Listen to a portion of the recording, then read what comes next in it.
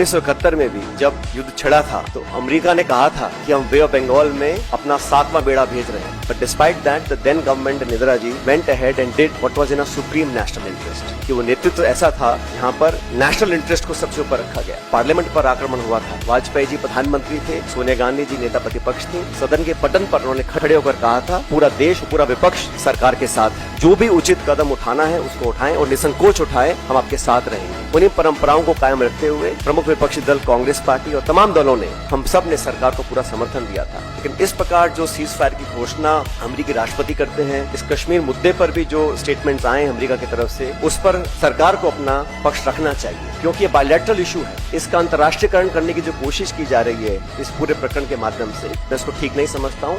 एक विशेष सत्र पार्लियामेंट का बुलाना चाहिए। और 1994 में कांग्रेस की सरकार में सर्वसम्मति से एक प्रस्ताव पारित किया था, जहाँ पर पीओके को वापस लेने की सहमति संसद के सभी सदस्यों ने एक स्वर में ली थी। समय आ गया कि उसको हमें दोबारा दोहराना चाहिए और देश के सामने स्पष्ट तरीके से कहा जाए कि no third party involvement will be accepted and no country including America should have a space to intervene in a bilateral issue. अब तक हमारे पिछले कई दशकों की जो फॉरेन पॉलिसी थी, जो स्टेटेड पॉलिसी थी, वो बड़ी स्पष्ट थी। उसमें कहीं मीडिएशन का, नेगोशिएशंस का, थर्ड पार्टी इन्वॉल्वमेंट का कोई स्कोप ही नहीं था, चाहे कोई प्रधानमंत्री हो, कोई सरकार हो। लेकिन जो अमेरिका का स्टेटमेंट आया है, एक सवाल उठना लाजमी बनता है।